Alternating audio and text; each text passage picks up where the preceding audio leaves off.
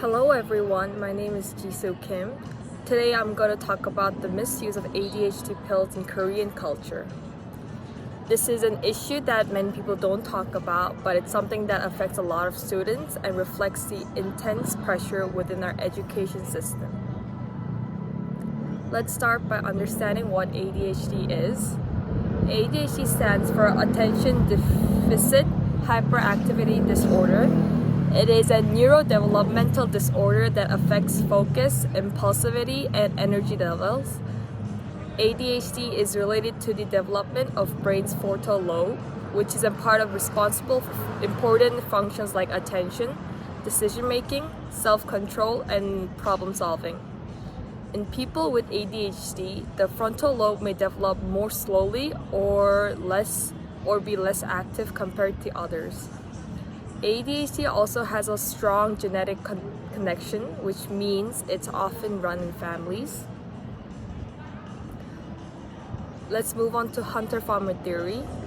There's a theory that helps explain ADHD in the context of different environments. It's called the Hunter-Farmer theory. This theory describes two types of thinking, hunters and farmers. People with ADHD tend to have hunter-like traits. They're alert, fast reacting, and easily bored. In contrast, farmers are more consistent and focus for longer periods. Korea's academic culture demands farmer-like behavior, long study hours, strict routines, and perfect focus. Because of this, students with ADHD are often misunderstood and felt left out or pressured to adapt to the system that does not match how they think. In Korea, academic achievement is extremely important. The Suneung, which is our college entrance exam, is considered a life-defending moment. Students study for years to prepare for this one day. Society, schools, and parents all place heavy pressures on students to get perfect scores.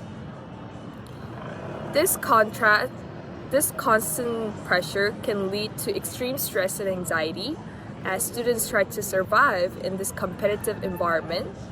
Some begin to look for ways to stay ahead, and that includes using medication, even when they don't have ADHD. Medications like Concerta are prescribed to help people with ADHD and focus better and control their impulses. However, many students who do not have ADHD try to get access to this pill, especially around exam season in November.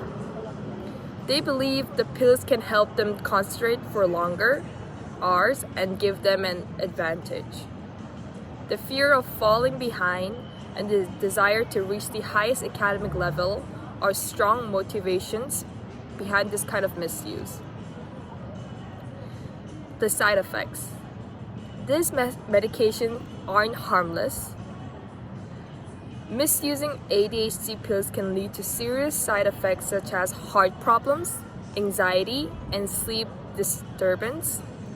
Despite this, many students continue to take this risk because in Korea, academic success is often prioritized over mental and physical health.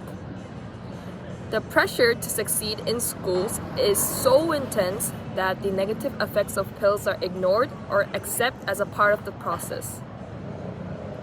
Social media and public stereotypes also play a role. Asians are often portrayed as naturally intelligent and highly academic. In Korean culture, this stereotype creates even more pressure for students to achieve top results. The belief that everyone must be a top student pushes some to use ADHD pills just to keep up. This behavior not only harms their health but also leads to a shortage of medication, making it harder for people with actual ADHD to get the treatment they needed. To fix this problem, hospital needs to implement stronger tests and evaluate to make sure that only those who truly need ADHD medication receive it. It should not be easy to get the prescription just for academic reasons.